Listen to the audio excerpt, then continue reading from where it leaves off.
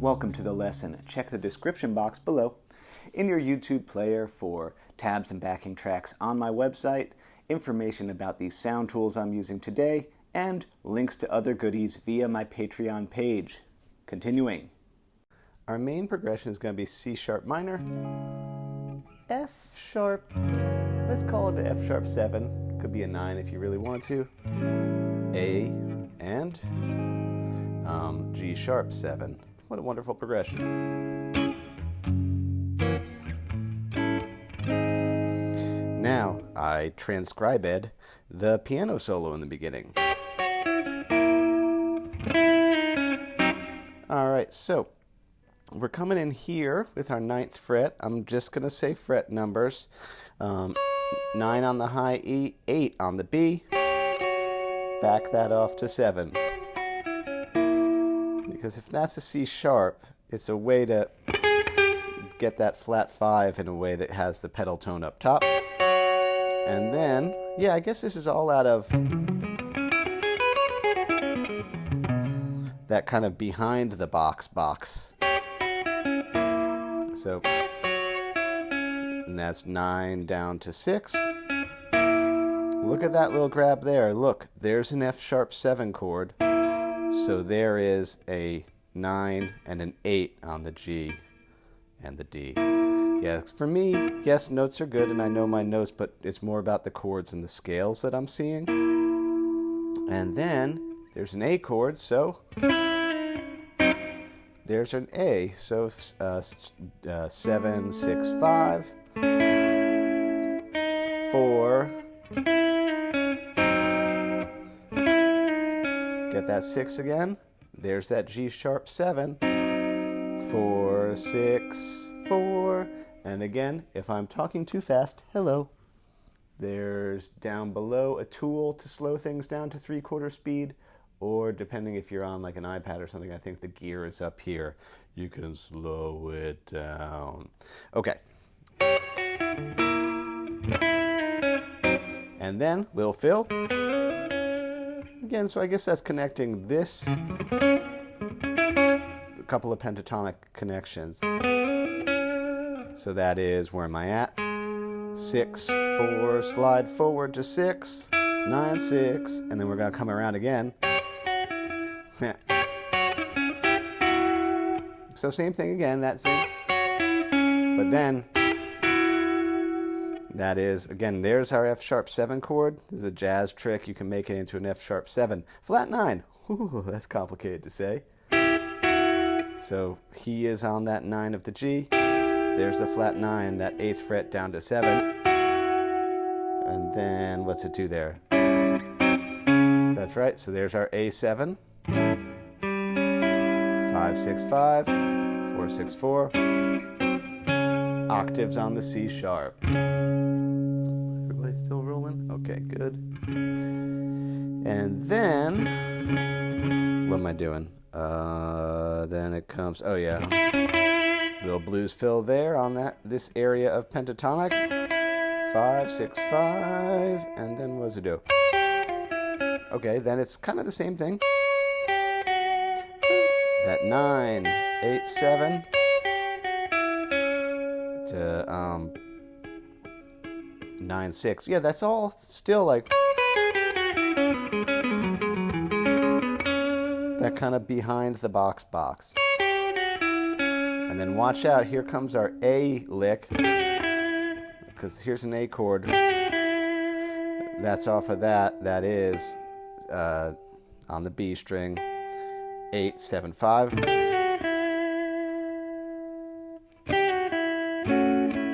Oh yeah, and then a little still on the A, you know, there's that A shape. Use that pinky to get 7, 5, 7. That's a cool jazz chord. That's a Wes Montgomery chord. That is a, don't worry about it. It's a G sharp 7 flat 13. Or you could think of it as, I went to music school. 4, 5, 5, 4. Again, there's the essential chord. And then, yeah, where am I going? And then another little blues fill. That almost sounds like kind of a Purple Haze fill. Which is, you know, out of this pentatonic for C sharp minor. 6, 4, 5, 6, 4, and then I'm kind of working my way out. Well, actually, he is working his way out. 6. There's that intersection of flat 5. I think I have a lesson about flat 5s coming up too. Or depending on the order that I release things, it might have already come out. Whoa. This is the past and the future is now. Weird. Okay. There's that little doohickey there, that little, you know, flat 5 playing around, you know, 5 and 4. There's that 6. Watch this. Can we do hybrid picking with the way I'm sitting? I think you can see that I'm going to get 4 and 6. And then that 6, 4, you know, blues notes. Because this, you're going to see me use this shape a lot. Here's an F sharp 7, here's the first inversion. So I'm leaning on this a lot for that chord in this arrangement. 4, and then A power chord, G sharp power chord, root note. And then a little blues thing there. Let's put a new coat of paint on this lonesome old town. Okay, here we go. 4, new coat of paint. So 6, 4, 6, and then hybrid pick. The index finger is getting that little maneuver from 4 to 5, while he is getting the first inversion note of the F sharp. Blues notes, 4, 6. Here comes our A chord. There's our A root. 5 and then 4. You know, 4 goes up to 5. And then the way he sings that note, bend that 4 up, down, and land back on the 4 of the D string, which is implying that G sharp 7. It comes around again. Slightly different phrasing because it's set 'em up. Yeah, the timing is different on the set 'em up part. So same thing, but you go right to that. And then this is the same. And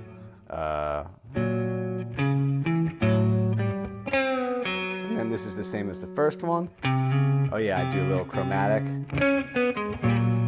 But then it's going to change. Baby, I wear a tie. So it reverses the order of that melody there. 6, 4, and then here's our A chord, which is really an A6. There's the power chord, and you're going to get that 4th fret note.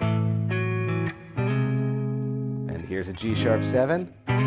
So I'm again using my inversions to get that first inversion of G sharp, which is, so what was that, 7, 8, and 6. Again, for me, it's all about shapes. It's not necessarily about notes. And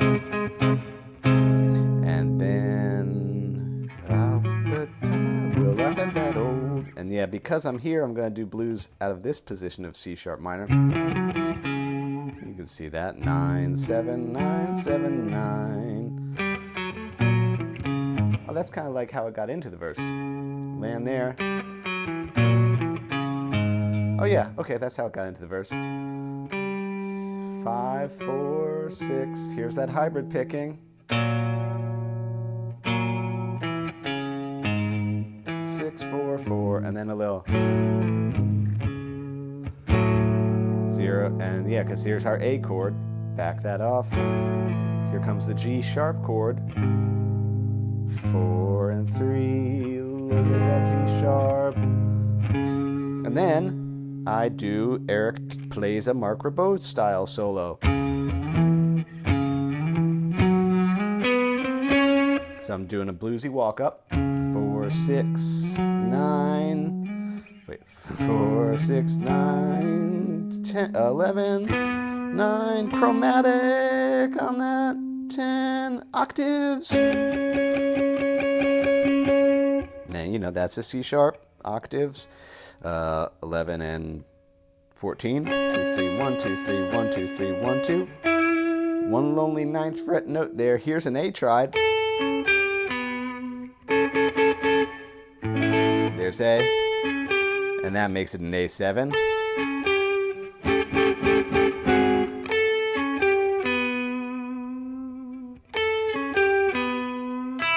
Yeah, and I know that I'm trying to get an A to G sharp, so I go. That's pretty Marc Ribot-tastic. So that little arpeggio or triad in a reversion, blah, blah, blah, blah, blah, blah, blah, blah, blah, blah.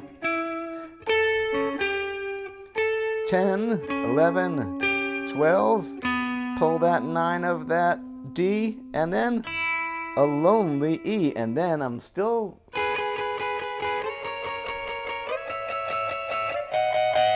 So, let's see, that's a C sharp 7. Guess what? There's F sharp. Guess what? There's A. And if I'm not mistaken, yep, that's a G sharp 7, because, well, don't worry, just trust me. I know what I'm talking about. So, 9 and 7, 2 frets forward for 11 and 9. A couple more, I think that's 3 frets forward for 14 and 12. And then 2 more frets forward for 15, 16, and 14. And then Blues Town. Because that's also a Marc Ribot thing. He will switch to blues mode. You know, that's C sharp blues Freddie King zone. So 12. 14 up and down, land on that 14, and then this is just classic. That's where flat at the 9s. Push this 12 up. And here's one of the trademark Ribot falling down the stairs tricks. 9, 8, 9, 8. That to me, because here's a C sharp. Oh wait, what chord am I on? I'm actually on the A. Again, oh, that's what I was doing. Was this an A inversion? Let's not worry about it. I'll explain it later. I'm not going to think about now. It makes sense, though. No, that does make sense, because A, there's an A7. This is an A7 inversion. And then... Oh, yeah, because here's G sharp, and that's like a G sharp 7 inversion. Okay, yep, I'm not dumb. So triangle, back it off to that 8. Those wonky leaps, 8, 9, 10. Again, because I'm seeing this chord here. So I saw this chord, then I saw this chord, but then I turned it to that chord, to that chord. I hit another lonely E because, well, that's part of the blues key. Another blues lick, 4 on that G. I like that one. And then, you can see me pull this little 4 here, and the 2 there land on that C sharp, that 4th fret. And then here comes an A7, the G sharp, and end it. Again, there's the chord structure, so I'm just grabbing the inside of it. 7, 5, 6, back it up 1 fret, and then C sharp octaves. There you go. I think I did a pretty good job of imagining what if Marc Ribot happened to play on Tom Waits'. Is that his second record? Yeah, that's the second record. I like that record a lot. Back before Tom Waits was quite the Tom Waits that we know him as, but again, always been a great songwriter. What are some of the technical things we have here? The main interesting thing, I think, is that F-sharp 7 chord, the way I lean so heavily on hybrid picking and that first inversion. That alone, like, that's a neat, like, that's a neat way to think of things. Other than that, I'm mainly just copying melodies that were already in the song and just working really hard to see chord structures and combine them with melodies. It's not easy. This is not an easy arrangement. I would recommend giving yourself a couple of weeks to get it good, because each little part is quite strange for us guitar players because it's in C sharp minor. So you can see it's using all these weird positions.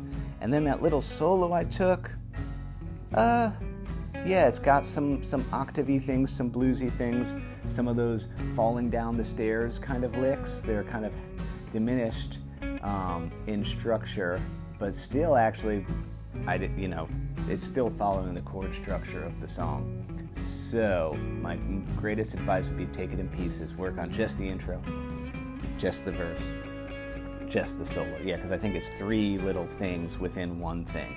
Slowly and cleanly, so you have time to think about what your fingers are doing and hear what your fingers are doing while you're doing it, rather than kind of rush through it clunkily, because it's hard.